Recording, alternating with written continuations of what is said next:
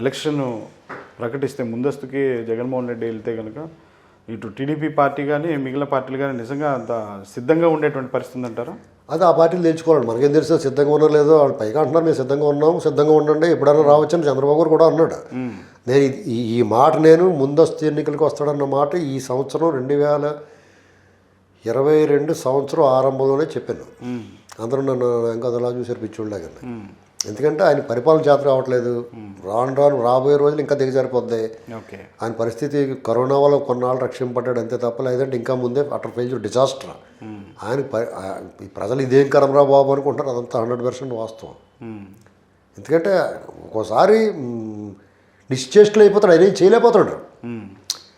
అది ఎందుకు అలా చేసాడు అనేటువంటిది మంచి అవకాశం వచ్చింది, ఆయన వృధా చేసుకున్నాడు. అది ఆయన స్వయంకృతం.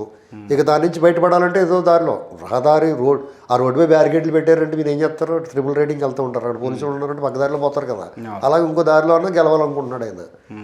పైగా వాళ్ళ దాంట్లో ఉన్న ఎమ్మెల్యేలు కూడా చాలామంది ఇది వరకు కూడా అగ్రెసివ్నెస్ లేదు. మన 70 ఉన్నాం, 30 ఉన్నాం, బాబు జాతకం ఉండాలి, నోరు గట్ట అదుపులో పెట్టుకోవాలని ఉన్నారు చాలామంది. పైగా కొత్త కర్చీఫ్లు, శంకుమార్కు కర్చీఫ్లు ఉంటాయి, చాలా ఫేమస్. అవి కొనుక్కుని పక్క పార్టీలు వేసేసి ఉండిచ్చారండి. ఇప్పుడు బస్సు ఎక్కేటప్పుడు రష్గా ఉన్నప్పుడు ఖర్చు ఇచ్చి ఎయిరా బాబు అంటాం సీట్ కోసం.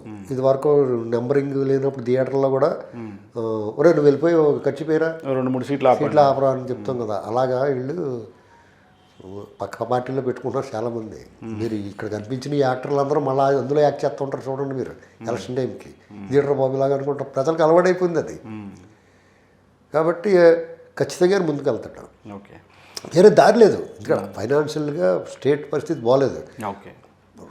జగన్మోహన్ రెడ్డి గారి పార్టీకి, జగన్మోహన్ రెడ్డి గారు వాళ్ళ పార్టీగా వాళ్ళకి ఆదాయాన్ని కొలవట్లేదు. ఎందుకంటే ఇసుక మీద లాగేస్తున్నారు, మధ్య మీద లాగేస్తున్నారు, రకరకాలుగా ఎక్కడ దొరుకుతాడు మడతేస్తున్నారు. అదంతా పక్కన వేసుకుంటున్నారు. రాష్ట్రానికి వచ్చినోడికి అప్పులు తెచ్చిన దాంట్లో కూడా దుబ్బేస్తున్నారు వీళ్ళు.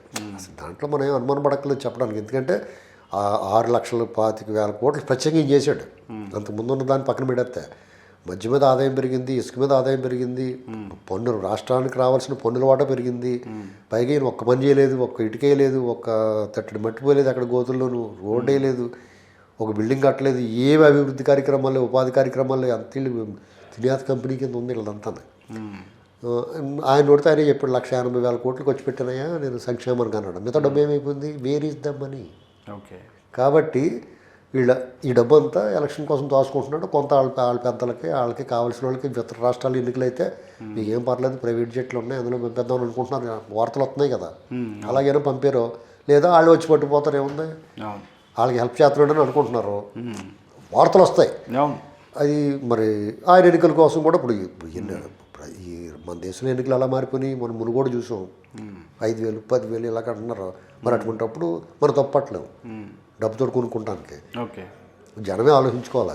డబ్బులు తీసుకుని కూడా ఎవరికి వేయాలో వాళ్ళకి వేసుకుంటే అది ప్రజాస్వామ్యానికి. ఇప్పుడు దాన్ని ఏంటంటారంటే గుడ్లో మెల్ల ఏదో రకంగా